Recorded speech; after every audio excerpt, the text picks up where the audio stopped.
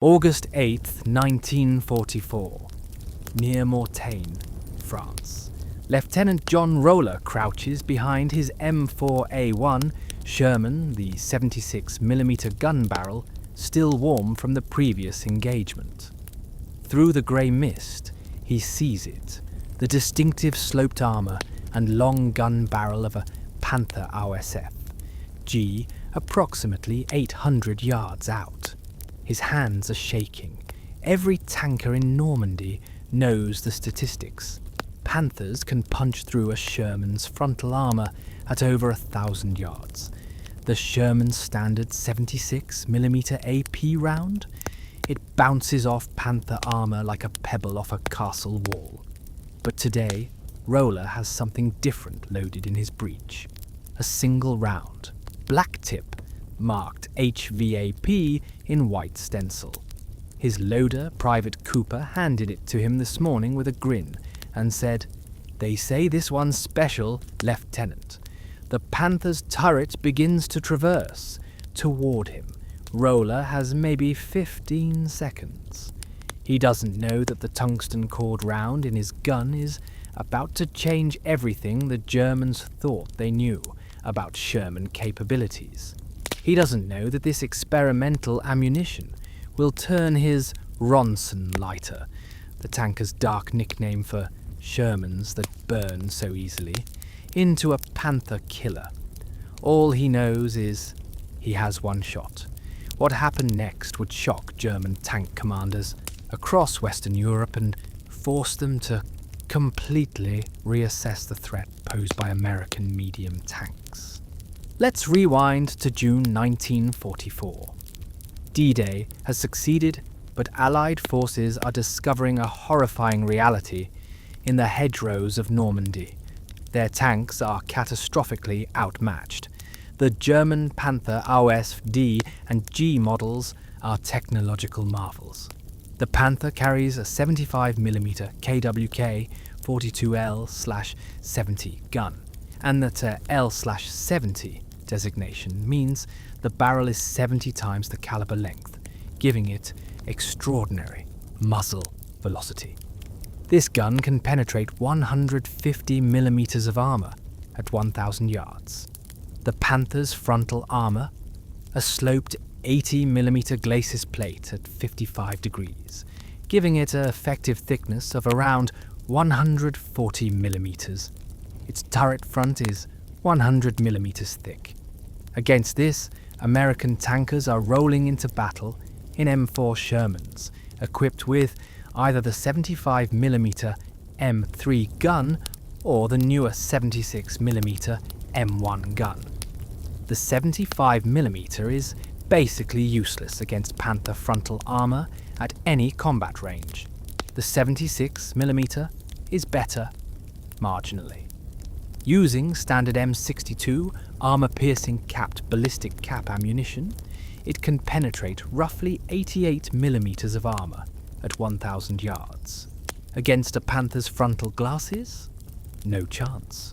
You need to flank, get to the sides or rear, but Panthers aren't sitting still. Captain James Bates of the 2nd Armoured Division recorded in his diary on July 3rd, 1944. Encountered 2 Panthers near Saint-Jean-de-Day, lost 3 Shermans before we could manoeuvre around them. The boys are calling it the 5-to-1 rule. It takes 5 Shermans to kill 1 Panther, and we lose 4 doing it. The psychological impact is devastating. American tank crews know they're outgunned. They know their armour can't protect them. Every encounter with a Panther becomes a deadly game of position and luck. But across the Atlantic, in Aberdeen, Proving Ground, Maryland, and in ammunition plants in Wisconsin and Missouri, metallurgists and ballisticians are working on a solution. They're developing something the Germans don't know about. Something that will change everything. To understand why HVAP rounds were revolutionary, we need to talk about the physics of armour penetration when a conventional armour-piercing round hits tank armour. Penetration depends on three factors: the kinetic energy of the projectile, the hardness of the penetrator, and how that energy is focused at the point of impact. Standard AP ammunition, like the M62 round used in 76mm Shermans, is basically a solid steel projectile with a ballistic cap and armor-piercing cap. The whole round is approximately 76mm in diameter, because it has to fit down a 76mm barrel. When it hits armor, that 76mm surface area distributes the impact force. It works, but there are limits to how much armor it can defeat. Now, here's where it gets interesting. What if you could fire a much smaller, much denser projectile at much higher velocity? Instead of a 76mm penetrator, what if you could fire a 50mm tungsten core, but still use the 76mm gun to launch it? This is the principle behind HVAP, hypervelocity armor, piercing ammunition. The round uses a sub-caliber tungsten carbide core surrounded by a lightweight aluminum sabot, essentially a disposable carrier. When fired, the entire package accelerates down the barrel. But here's the genius. The moment it leaves the muzzle, the aluminum sabot falls away. What continues toward the target is a dense tungsten core, much smaller in diameter than the barrel, travelling at extraordinary velocity. The M93 HVAP round for the 76mm gun achieved muzzle velocities of 3,400 feet per second, compared to 2,600 feet per second for standard M62 ammunition. That a 30% increase in velocity means a dramatic increase in kinetic energy. And because the tungsten core is much smaller in diameter, all that energy is focused on a smaller impact area. The result? At 1,000 yards, M93 HVAP could penetrate approximately 150 millimeters of armor, a 70% improvement over standard rounds. On paper, this meant a 76mm Sherman could punch through a Panther's frontal armor. But paper and reality are different things, especially in combat. The development of HVAP ammunition began in 1943, but it wasn't a smooth process. Tungsten carbide is an incredibly hard material, perfect for armor penetration, but it's also a critical strategic resource. The United States needed tungsten for cutting tools, drilling equipment, and other industrial applications vital to the war effort. Creating ammunition that used tungsten cores meant diverting this scarce material from other uses. Additionally, manufacturing HVAP rounds was complex and expensive. The tungsten cores required precision machining. The aluminum sabots had to be perfectly balanced to ensure accuracy. Early test rounds showed concerning dispersion patterns.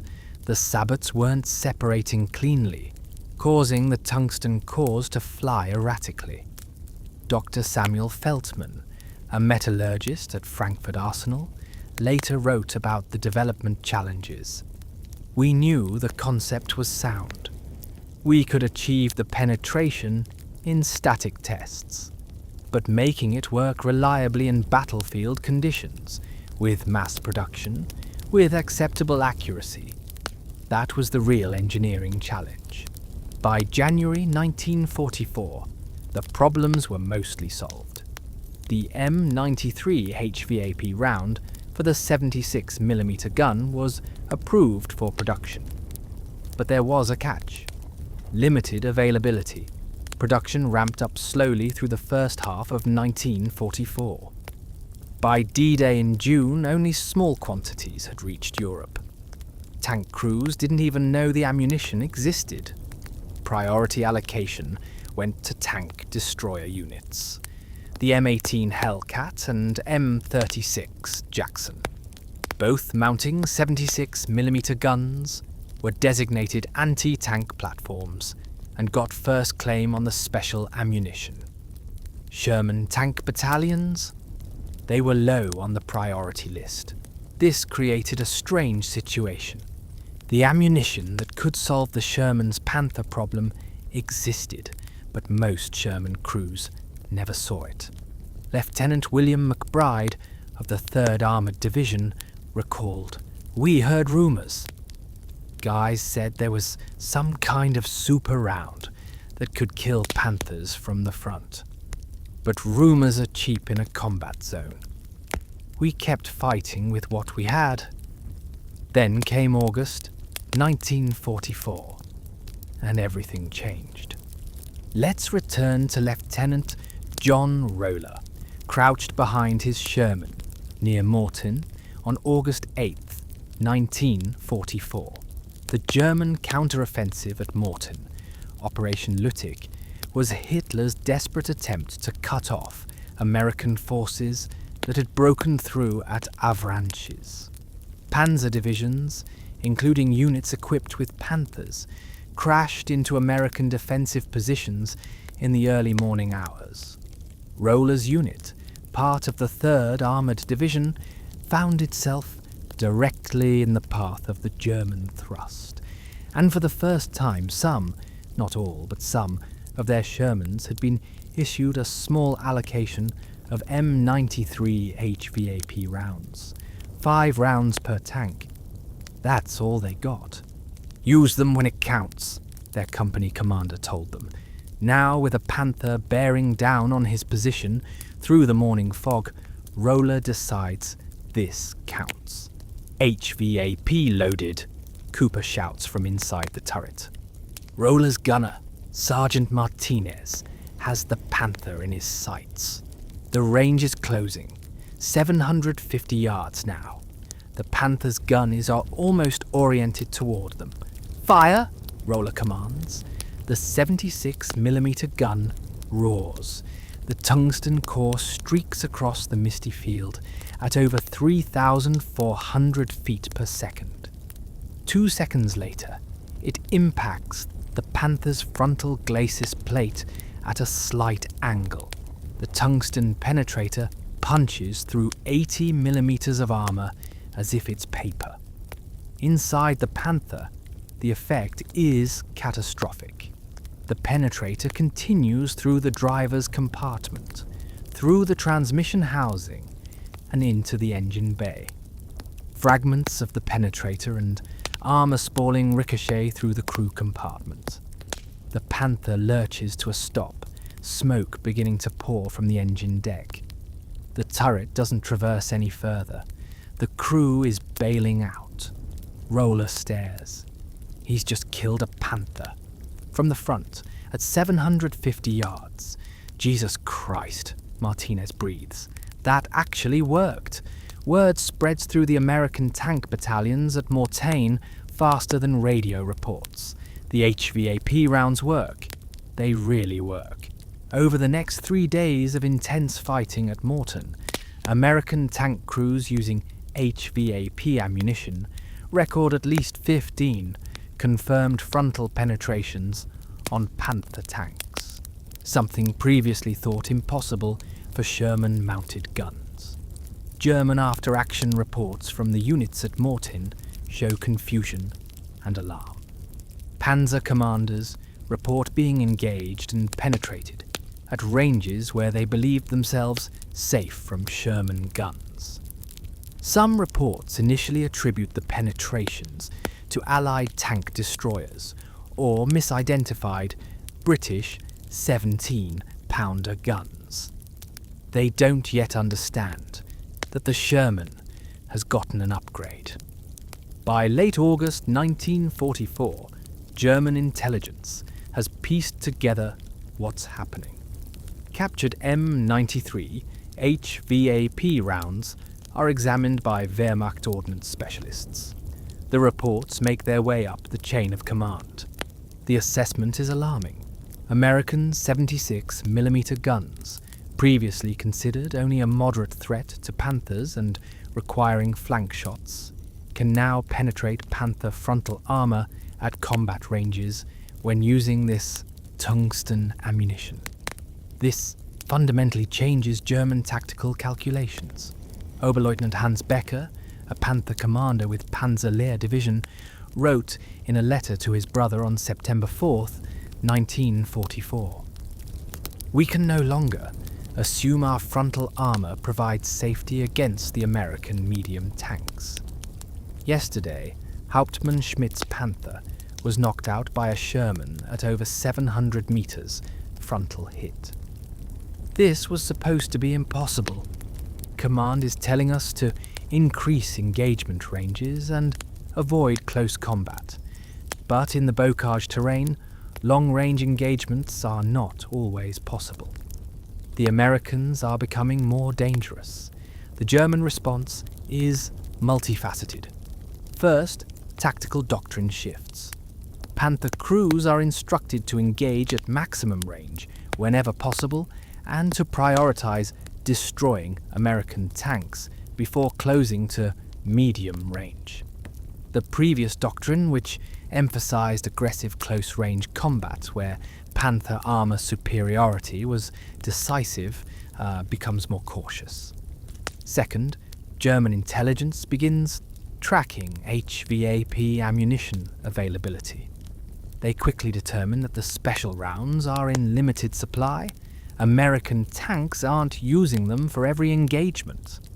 This means if you can force multiple engagements, American tanks will run out of HVAP and have to resort to standard ammunition. Some German commanders begin tactics of probing attacks designed to deplete American special ammunition. Third, there's a psychological impact. Panther crews lose some of their confidence. The knowledge that your armor might not protect you, that the enemy can kill you from angles previously considered safe, changes how you fight. Crews become more cautious, more defensive.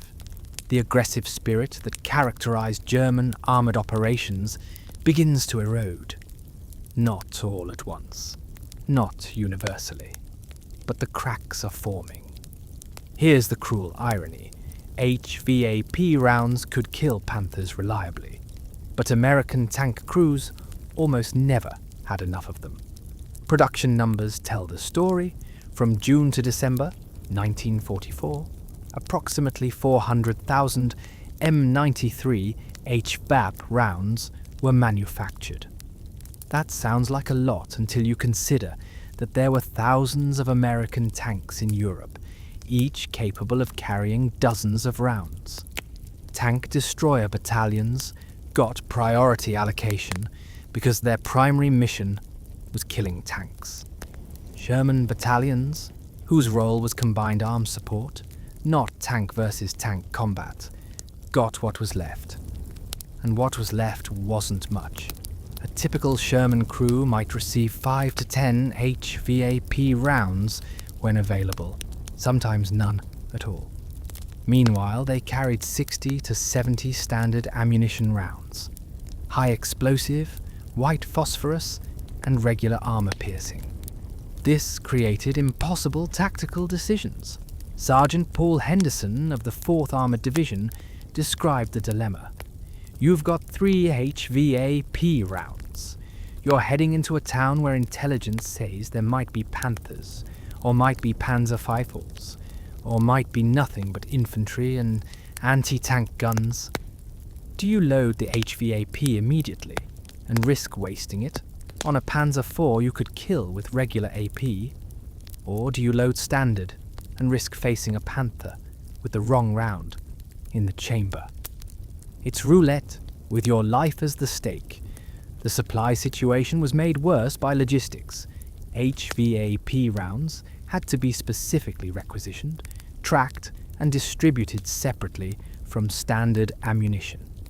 In the chaos of rapid advances across France and into Germany, ammunition shipments got mixed up, delayed, or delivered to the wrong units.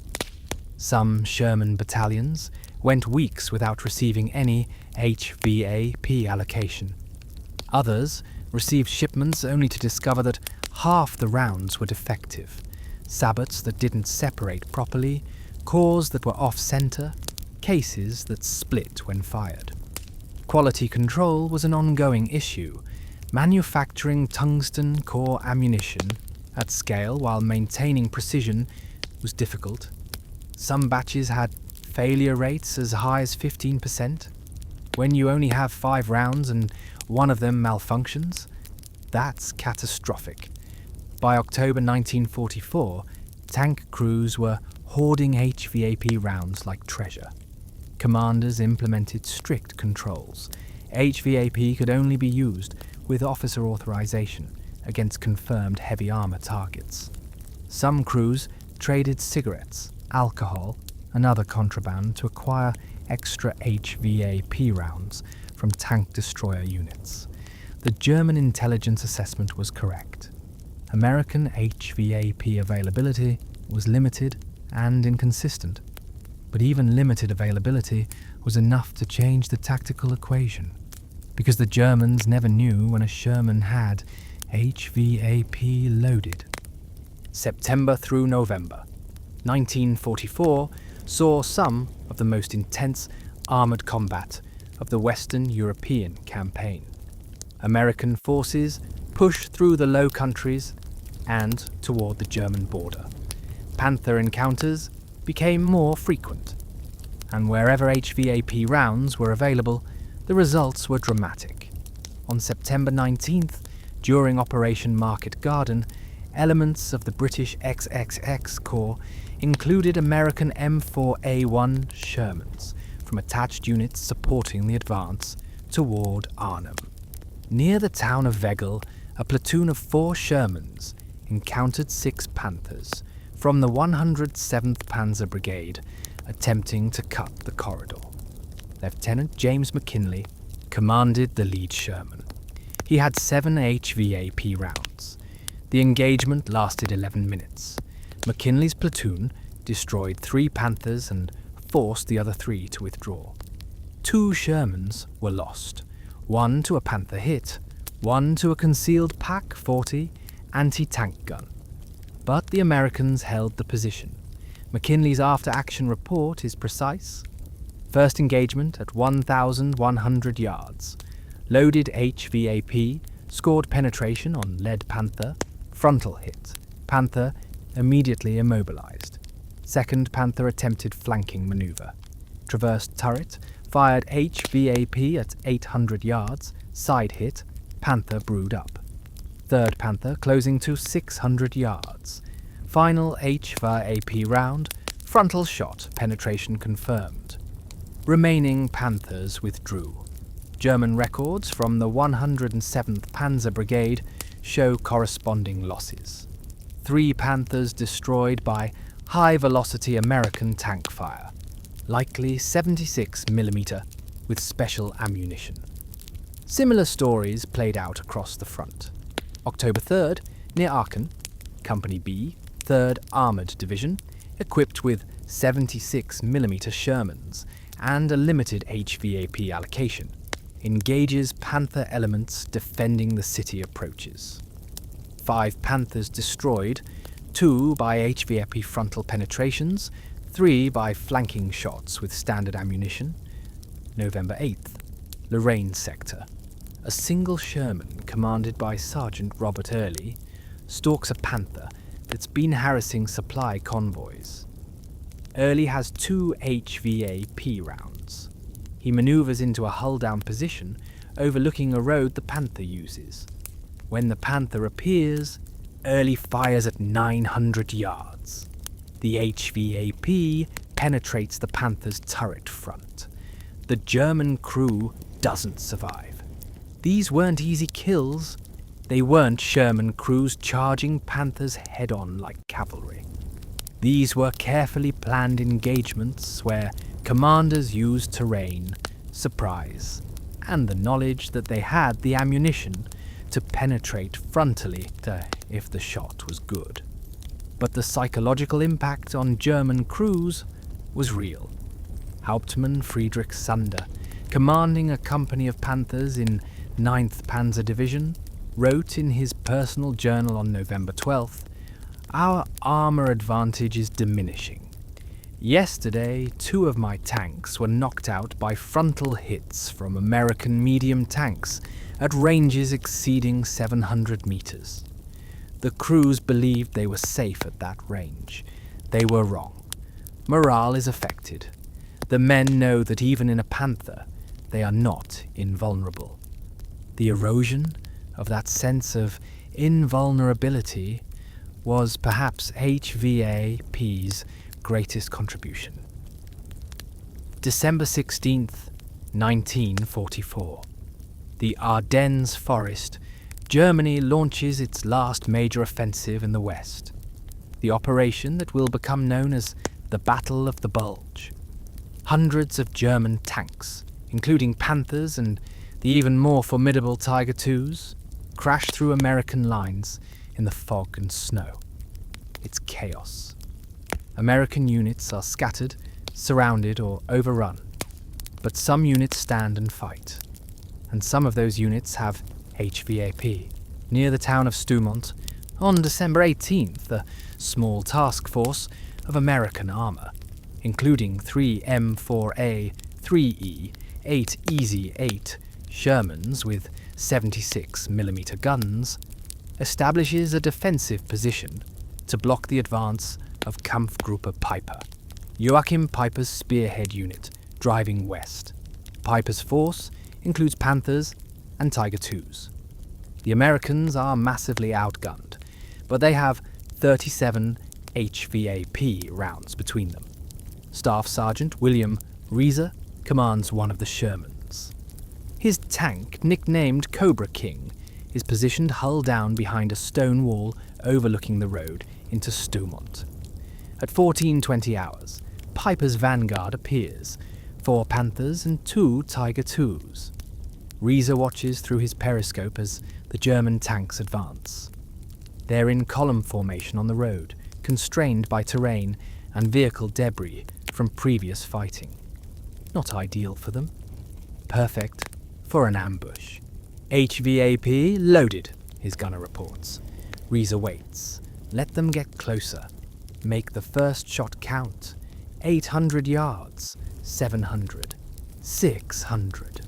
Fire the 76mm barks. The tungsten core lances through the morning air and strikes the lead Panther on the frontal glacis, slightly left of center. Penetration. The Panther shudders and stops. Hatches fly open. Crew bailing. The German column halts, confused. They're taking effective fire, but from what? The American position is well concealed. Reese's Sherman repositions slightly, lines up on the second Panther. Fire. Another hit. Another penetration. The second Panther slews sideways, track thrown, smoke billowing. Now the Germans identify the American position. The Tiger IIs begin traversing their turrets. An 88mm round from a Tiger II obliterates the stone wall 20 feet from Reese's Sherman, showering the tank with debris. But the other 2 American Shermans join the fight. HVAP rounds streak toward the German column. Over the next 18 minutes, the 3 Shermans, using HVAP ammunition almost exclusively, destroy or disable all 4 Panthers and force the Tiger IIs to withdraw. The Americans lose 1 Sherman to an 88mm hit, but the position holds. Kampfgruppe Piper is delayed for 6 critical hours while they find an alternate route. 6 hours that allow American reinforcements to move into position.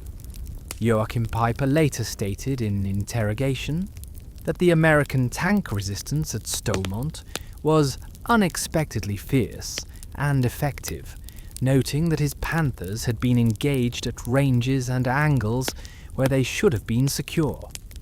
Throughout the Battle of the Bulge, HVAP ammunition played a crucial role wherever it was available. At Bastogne, the encircled 101st Airborne received resupply by air, including crates of HVAP rounds for the attached tank destroyer units. At Elsenborn Ridge, Sherman crews used HVAP to blunt German armoured attacks in desperate close-range fighting. The supply situation during the Bulge was better than earlier in the campaign. Priority requisitions pushed more HVAP ammunition forward. But it still wasn't enough. Crews rationed the special rounds carefully, using them only when absolutely necessary. But when they used them, they worked. By January 1945, the German army in the West is in retreat. The Bulge offensive has failed, costing Germany irreplaceable armour and experienced crews. HVAP ammunition is now more widely available, production has increased, and the liberation of ports like Antwerp has improved Allied logistics. Sherman crews in early 1945 might have 15 to 20 HVAP rounds, sometimes more, but there are fewer German tanks to shoot at. The Wehrmacht is running out of armour. Panther production, which peaked in 1944, is declining as Allied bombing destroys factories and raw materials supplies dry up. Experienced German tank crews are being killed faster than they can be replaced. The new crews are poorly trained teenagers and old men rushed to the front with minimal instruction. When American Shermans encounter Panthers in February and March 1945, the engagements are often one-sided. German crews make tactical mistakes. They're caught in poor positions. They run out of fuel. And when Sherman crews fire HVAP rounds at them, the Panthers die. The technological equalizer represented by HVAP is less significant now because the broader military situation has shifted so dramatically. The German army is collapsing under the weight of material inferiority, strategic incompetence, and exhausted manpower. But HVAP's impact earlier in the campaign, during the crucial autumn battles of 1944 and the desperate fighting in the Bulge, had been significant. Lieutenant William McBride, the officer who'd heard rumours about HVAP back in July 1944, wrote in a letter home in March 1945. "We've got the special rounds now, plenty of them. Funny thing is, we barely need them anymore. The Germans are finished, but back in August, September, when we were fighting through France. Back when every Panther encounter was a nightmare. Those rounds saved lives. They let us fight back. That matters." Let's talk about the actual performance data of HVAP ammunition, because the real-world results were more complex than the success stories suggest. Post-war analysis by US Army Ordnance conducted extensive testing and compiled battlefield reports. The findings were nuanced. At optimal ranges, between 500 and 1,000 yards, against flat or near-flat armour at perpendicular angles, M93 HVAP performed exceptionally. Penetration rates matched or exceeded theoretical predictions. Panthers, Panzer IVs, and even Tiger Is were vulnerable to frontal penetration under these conditions. But combat isn't optimal. At longer ranges, beyond 1,200 yards, HVAP performance degraded significantly. The lightweight tungsten core bled velocity faster than conventional AP rounds. Wind drift became a factor. Accuracy decreased. Penetration dropped below the threshold needed to reliably defeat Panther frontal armour. At very short ranges, inside 300 yards, HVAP sometimes overpenetrated without causing catastrophic damage. The round would punch clean through relatively thin side armour and exit without hitting critical systems or crew. Standard AP rounds, which tended to fragment more inside the target, sometimes caused more internal damage. Angled armour was another issue. Panthers weren't always encountered head-on at perfect angles. When a HVAP struck heavily sloped armour at acute angles, ricochet became possible. The hard tungsten core, striking at high velocity at a steep angle, could skip off armour rather than penetrating. This was less common with conventional AP rounds, which had more favourable ricochet characteristics. Quality control problems persisted throughout the war. Field reports document HVAP failure rates of 5 to 10%. Sabots failing to separate. Cores disintegrating on impact. Cases splitting during firing. When you only have a handful of HVAP rounds, and one fails at a critical moment, the consequences can be fatal. There were also reports of HVAP rounds causing excessive barrel wear. The higher pressures and velocities accelerated erosion of the rifling. Tanks that fired large quantities of HVAP needed barrel replacement sooner than tanks using standard ammunition. The British, who experimented with similar sabot ammunition for their 17-pounder guns, encountered many of the same issues. Their APDS armour-piercing, discarding sabot rounds had excellent penetration, but poor accuracy and reliability. British tank commanders often preferred conventional ammunition for all but the most heavily armoured targets. So, the verdict on HVAP is mixed. When it worked, when you had it, when the range was right, when the round functioned properly, when the angle was favourable, it was devastating. It transformed the Sherman from a tank that couldn't reliably kill Panthers frontally into one that could. But it wasn't a perfect solution. It wasn't a miracle round that solved all the Sherman's problems. It was, however, good enough. And in war, good enough at the right time can change outcomes. Here's a fascinating question that military historians have debated for decades. What if HVAP had been available in large quantities from D-Day onward?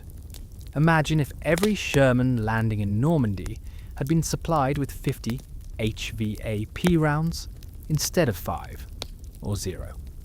How different would the campaign have been? The Normandy Bocage fighting in June and July 1944 saw catastrophic American tank losses to German armour. Panthers and Tigers dominated engagements. American tank crews were demoralised. Progress was slow and bloody. With widespread HVAP availability, American Shermans could have engaged Panthers more confidently. Frontal shots that were suicide with standard ammunition would have been viable with HVAP. American tankers wouldn't have needed to risk dangerous flanking maneuvers as frequently. German tactical doctrine, which relied heavily on the Panthers' armour superiority in frontal engagements, would have been less effective from the start. The psychological advantage German crews enjoyed, the knowledge that American medium tanks couldn't hurt them frontally, would have evaporated. Some historians argue this could have accelerated the Allied advance. Fewer American tank losses means more operational armour available. More aggressive tactics become possible when your tanks can fight Panthers on closer to equal terms. Perhaps the Falaise Gap closes more quickly. Perhaps the September stall at the German border doesn't happen. Other historians are more skeptical. They point out that tank versus tank combat, while dramatic, wasn't the primary cause of American tank losses. Anti-tank guns, Panzerfausts, and mechanical breakdowns destroyed more Shermans than Panther guns did. HVAP wouldn't have helped against those threats. Moreover, the fundamental design limitations of the Sherman, thin armour, high profile, gasoline engine prone to fires, wouldn't have been addressed by better ammunition. A Sherman with HVAP could kill Panthers more reliably, but a Panther could still kill a Sherman just as easily. The truth is probably somewhere in the middle. Widespread HVAP availability wouldn't have fundamentally changed the outcome of the war. Allied material and manpower superiority made victory inevitable. But it might have reduced American casualties, improved tank crew morale, and marginally accelerated operations at key moments. What's not debatable is that the limited availability of HVAP in late 1944 was a source of frustration for tank crews, who understood what the ammunition could do, but rarely had enough of it. The US Army learned lessons from this experience that influenced post-war ammunition development. The emphasis on high-velocity, sub-caliber penetrators became central to Cold War anti-tank ammunition design. Modern tank rounds like APFSDS, armor-piercing fin, stabilized, discarding sabot, are direct descendants of the HVAP concept. After the war, Allied intelligence teams conducted extensive interrogations of captured German officers, including panzer commanders and ordnance specialists. Their assessments of HVAP ammunition are revealing. General Major Erwin Mayadres, who commanded panzer units in Normandy and the Bulge, stated in a 1946 interrogation, "The American tungsten ammunition was a nasty surprise. We had assumed the 76mm gun was inadequate against our Panther frontal armor based on pre-invasion intelligence. When we discovered they had special ammunition that could penetrate us at medium range, it forced us to reconsider our tactics." The psychological impact on crews was significant. They had felt secure in the Panthers' armor superiority. Oberst Wilhelm Ruder, a German ordnance officer responsible for analyzing captured Allied ammunition, provided technical assessment. The American HVAP round was well designed. The tungsten core quality was excellent. The sabot separation mechanism was effective. Our intelligence indicated production and supply were limited, which was fortunate for us. Had they been able to manufacture and distribute this ammunition in large quantities from the beginning, the combat effectiveness gap between Panther and Sherman would have been substantially reduced. Several German reports note that their intelligence consistently overestimated HVAP availability. Intercepts of American radio communications and interrogations of captured American tank crews led German intelligence to believe HVAP was more common than it actually was. This contributed to the German tactical shift toward longer-range engagements and more cautious Panther employment. Some German officers were dismissive. Oberleutnant Hans Müller, a veteran Panther commander, argued special ammunition or not, the Sherman was still a death trap. Thin armor, too tall, catches fire easily. One hit with our 75mm, and they burn. Yes, their new ammunition could penetrate us if the shot was perfect. But how often is the shot perfect in real combat? We still had significant advantages. This dismissiveness is somewhat justified. Kill/loss ratios between Panthers and Shermans, even after HVAP introduction, still favoured the Panthers. German tanks were mechanically unreliable and often lost to breakdowns or fuel shortages rather than combat. But in tank versus tank engagements, the Panther remained superior. However, the introduction of HVAP undeniably reduced the degree of Panther superiority. And in a war of attrition where Germany was outnumbered, Reducing any advantage mattered. To understand what HVAP meant on a human level, we need to hear from the men who used it. Sergeant Eugene Gene Palladino, gunner in a 76mm Sherman with the 6th Armored Division, survived the war and recorded his memoir in 1987. His description of receiving HVAP rounds is telling. It was October 44, somewhere in eastern France. We'd been fighting for 4 months, lost a lot of good crews to German tanks. Every time we saw a Panther, it was terror. You knew you had to flank it or die trying. Then one day the supply officer brings up these wooden crates. Black-tipped rounds marked HVAP. He gives us 8 of them and says, "These will go through Panther armor from the front. Don't waste them." 8 rounds. That's all. But I'll tell you, having those 8 rounds changed everything psychologically. It meant we had a chance. We weren't just targets anymore. We could fight back. Staff Sergeant Robert Lowry, tank commander in the 3rd Armored Division, described the tactical calculation. You'd be moving through a town or a forest, and you'd have to decide, do I load HVAP now, or do I wait? Because if you see a Panther, you don't want to be caught with HE, high explosive, in the tube. You need 30 seconds to reload, and you don't have 30 seconds against a Panther. But if you load HVAP and you don't see a Panther, you've wasted the round on something you could have killed with regular AP.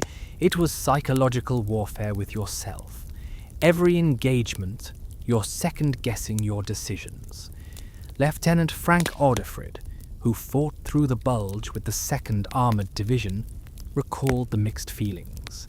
HVAP was a game-changer when it worked. I personally witnessed 3 Panthers knocked out frontally with HVAP, won by my own tank. But I also saw HVAP rounds fail. I saw a round hit a Panther at 600 yards, perfect frontal shot, and the sabot didn't separate right. The whole projectile tumbled and bounced off. The Panther fired back and killed the Sherman that had shot at it. So you couldn't completely trust the ammunition. You still needed luck. Corporal James Mitchell, loader in a Sherman crew, described the physical handling. HVAP rounds were heavier than standard ammo, and you had to be careful loading them. The black tip was distinctive. You always knew when you had one in your hands. Some guys treated them like they were made of gold. We had a sergeant who slept with his HVAP rounds in his bedroll because he was afraid somebody would steal them. That's how valuable they were. The psychological dimension can't be overstated. For months, American tank crews had felt helpless against German heavy armor. HVAP didn't completely eliminate that feeling. Panthers were still dangerous, Tigers even more so, but it gave American tankers the sense that they had a fighting chance. Captain Richard Hinkle, company commander in the 4th Armored Division, summarized it this way in a 1946 interview. The Sherman was never going to be a Panther. It wasn't designed to be. It was designed to support infantry, to be reliable, to be manufactured in huge numbers. But HVAP gave us the ability to fight Panthers when we had to. It turned the impossible into the difficult. And in war, that's sometimes the difference between survival and annihilation. The question that haunted American tank crews throughout late 1944 and into 1945 was simple. Why didn't we have more HVAP? The answer involves tungsten, production capacity, strategic priorities, and a healthy dose of military bureaucracy. Tungsten carbide was a critical strategic material. The United States had domestic tungsten deposits, primarily in Colorado and California, but demand far exceeded supply. Tungsten was needed for machine tool bits for industrial production, armor-piercing ammunition for multiple weapon systems, specialized steel alloys for aircraft engines, electrical contacts, and other technical applications. The War Production Board had to allocate tungsten across all these competing needs. Tank ammunition was important, but so was maintaining industrial output to build tanks, planes, and ships in the first place. Manufacturing HVAP rounds was also more complex than standard ammunition. Each tungsten core required precision machining. You couldn't have imbalances or imperfections that would affect flight characteristics. The aluminum sabots needed to be manufactured to tight tolerances, so they would separate cleanly after leaving the barrel. Production capacity was limited. In 1944, only a few ammunition plants had the capability to manufacture HVAP rounds. Scaling up production required retooling facilities, training workers, and establishing quality control procedures. This took time. Even when production increased in late 1944, distribution was a nightmare. HVAP rounds had to be specifically tracked and allocated. They couldn't be mixed randomly with standard ammunition. Each type had to be clearly identified and delivered to the right units. The logistics chain from ammunition plants in the United States to frontline tank units in Europe involved ships, trains, trucks, and depot systems. At each stage, there were opportunities for delay, misallocation, or confusion. Colonel James Harrison, a logistics officer with the First Army, described the challenge in his post-war report. "We had tanks requesting HVAP, we had ammunition sitting in depots waiting for transport, and we had transport allocated to other priority cargo. Everything was a priority. Food was a priority. Fuel was a priority. Artillery shells were a priority. HVAP was a priority. We did our best to balance competing needs, but the system was never going to satisfy everyone. There was also disagreement about whether HVAP should go to Shermans or tank destroyers. Tank destroyer doctrine held that TDS were the dedicated anti-tank platform and should get priority for anti-tank ammunition. Sherman battalions were mechanized infantry support. Their primary job was killing enemy infantry and fortifications, not dueling with panzers. This doctrinal debate meant that even when HVAP was available, it often went to M18 Hellcat and M36 Jackson tank destroyer units instead of Sherman battalions. Some tank commanders took matters into their own hands. There are documented cases of Sherman battalion officers trading fuel, rations, and other supplies with tank destroyer units to acquire extra HVAP rounds. The black market in specialized ammunition was robust. By early 1945, production had caught up somewhat with demand. Tungsten allocation increased, manufacturing capacity expanded, and logistics improved as ports like Antwerp came online. But by then, the desperate fighting of late 1944 was over. The Germans were in retreat. The historical irony is bitter. American industry developed a solution to the Shermans' vulnerability against Panthers, but couldn't deliver that solution in sufficient quantities when it was most needed. By the time HVAP was widely available, there were fewer Panthers to shoot at. HVAP wasn't the only solution to the Shermans' anti-armor limitations. Let's look at how it compared to other approaches. The 17-pounder Sherman, Sherman Firefly. The British solution to the Panther problem was to mount their powerful 17-pounder, 76.2mm, gun on Sherman chassis, creating the Sherman Firefly. The 17-pounder, using standard ammunition, could penetrate Panther frontal armor at reasonable combat ranges. Advantages over HVAP: didn't require special ammunition. Standard 17-pounder AP could kill Panthers. More consistent performance, no supply chain issues. Disadvantages: required substantial modification to Sherman turrets. Only the British used them in significant numbers. American Shermans couldn't quickly adopt the 17-pounder due to industrial and logistical reasons. The 90mm gun platform, M26 Pershing, the American heavy tank, the M26 Pershing with its 90mm M3 gun, could defeat Panther armor reliably. But the Pershing didn't reach Europe in significant numbers until February 1945. Too late to affect most of the fighting. Advantages over HVAP: purpose-built anti-armor capability. Heavier armor protection for crew.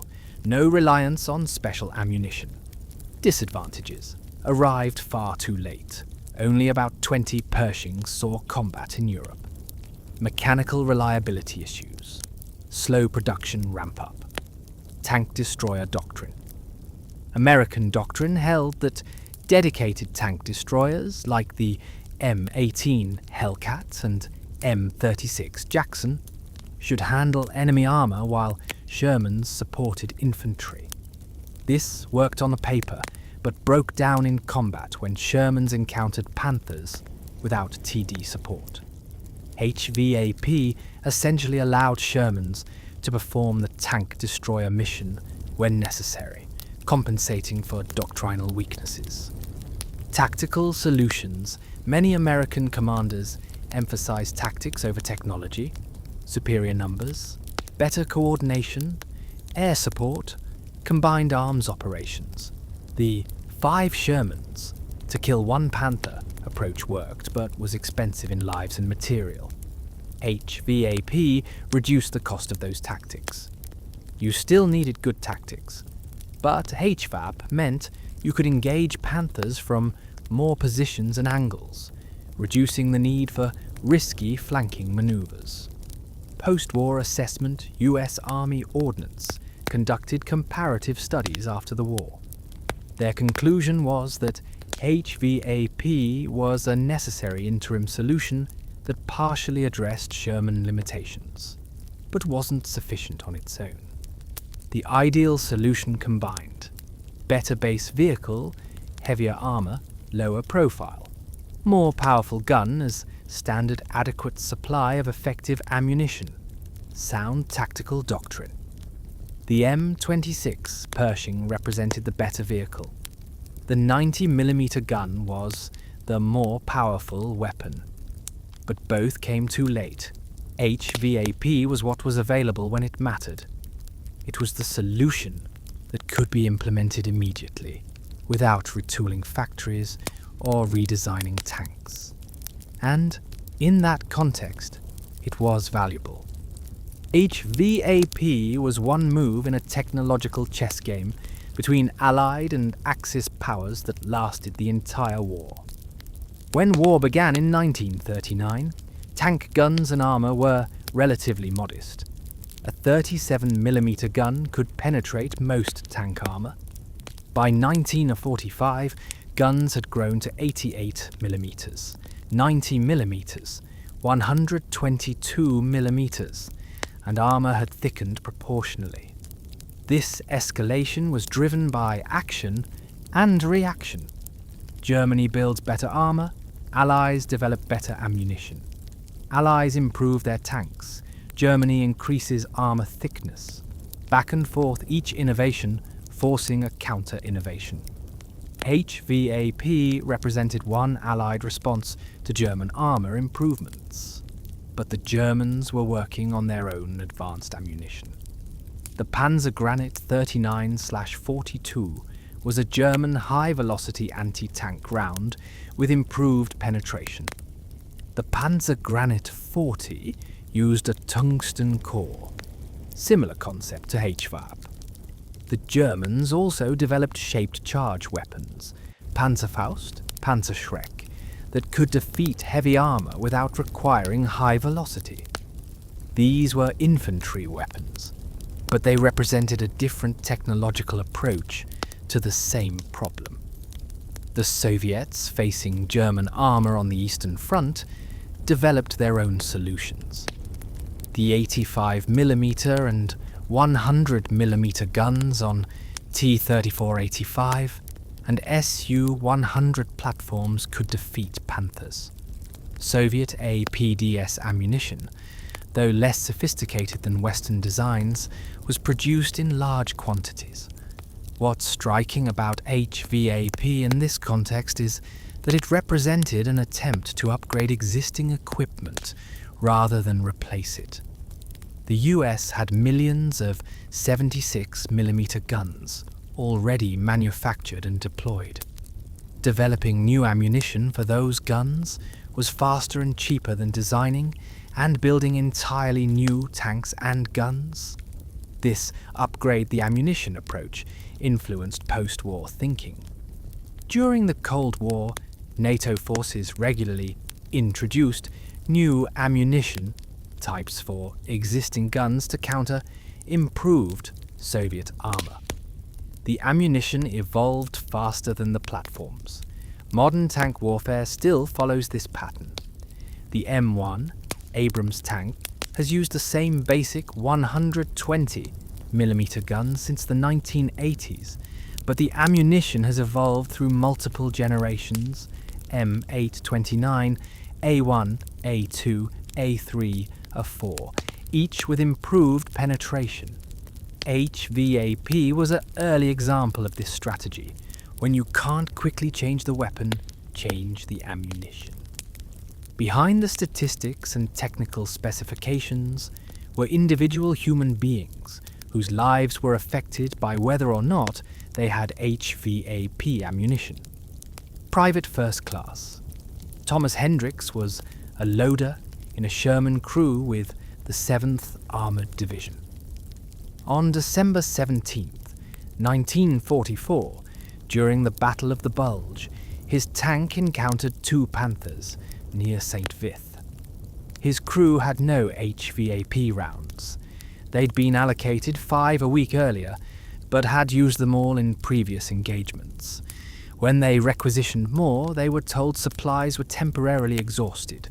Priority was going to units further north. Hendricks's tank commander tried to flank the Panthers. They destroyed one with a side shot using standard AP ammunition. But the 2nd Panther spotted them and fired first. The 75mm round penetrated the Sherman's turret. Hendricks and 2 other crew members died instantly. Would HVAP have saved them? Impossible to know. But Hendricks's platoon leader wrote in his report, "If we had possessed HVAP ammunition, we could have engaged the Panthers frontally from our initial position, which was favourable. Instead, we had to manoeuvre to flank, which exposed us. This directly contributed to the loss. Contrast that with Sergeant David Brennan's experience. Brennan's Sherman crew had 12 HVAP rounds when they encountered a Panther on January 6, 1945, near Bastogne. Brennan's gunner put an HVAP round through the Panther's glacis at 850 yards. The Panther burned. Brennan's entire crew survived the war. Brennan said in a 1992 interview, "That HVAP round saved our lives. No question. We were in an open field, no way to flank. Panther had us spotted. If we'd had regular AP, we'd have bounced off his armor and he'd have killed us. The HVAP went through him like he was made of paper." I think about that Panther crew sometimes. Young German kids, probably. But it was them or us. Staff Sergeant Leonard Schmitz was a tank commander who experienced both situations. In September 1944, with no HVAP, his tank was knocked out by a Panther. Schmitz was severely burned but survived. He recovered, returned to his unit, and in March 1945, now with adequate HVAP supply, killed 2 Panthers in a single engagement. The difference was night and day, Schmitz said. In September we were helpless. In March we could fight. That's what HVAP meant. The difference between being a target and being a threat. These individual stories highlight the cruel lottery of HVAP allocation. 2 tank crews in the same army, facing the same threat, might have completely different outcomes, based solely on whether their supply chain had delivered HVAP rounds that week. The randomness of it, that your survival might depend on which depot your ammunition came from, or which logistics officer prioritized your requisition, adds a layer of tragedy to the already tragic nature of mechanized warfare. So, what's the final assessment of HVAP ammunition? Did it change the war? Number. Allied victory was assured by industrial capacity, manpower, strategic bombing, and Soviet advances in the East.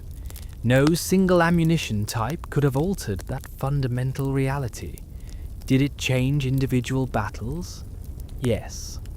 At Mortain, in the Bulge, in dozens of smaller engagements, HVAP-equipped Shermans killed Panthers that would have otherwise killed them. Those victories matter, even if they didn't change the war's outcome. Did it save lives? Almost certainly. How many is impossible to calculate, but the psychological confidence it gave American tank crews, the tactical options it enabled, and the direct combat victories it facilitated all contributed to reducing American casualties. Was it enough? Number. American tank crews deserved better than to fight Panthers in Shermans with inadequate ammunition supply. They deserved better base vehicles, better guns, better doctrine. HVAP was a partial solution to a problem that shouldn't have existed in the first place. The Germans never expected it. And when they realized what they were facing, they discovered that the 5-to-1 rule had changed. The Sherman was no longer helpless. It was still outmatched. But it could fight back, and sometimes that's enough. Thanks for watching. If you enjoyed this deep dive into World War II armor technology, hit that subscribe button. Next week we'll be covering the development of the proximity fuse and how it changed naval warfare in the Pacific. Let me know in the comments what other lesser-known technological developments from World War II you'd like me to cover. Until next time, this is Hostname, reminding you that history isn't just about the big decisions. It's also about the small innovations that changed individual lives on the battlefield.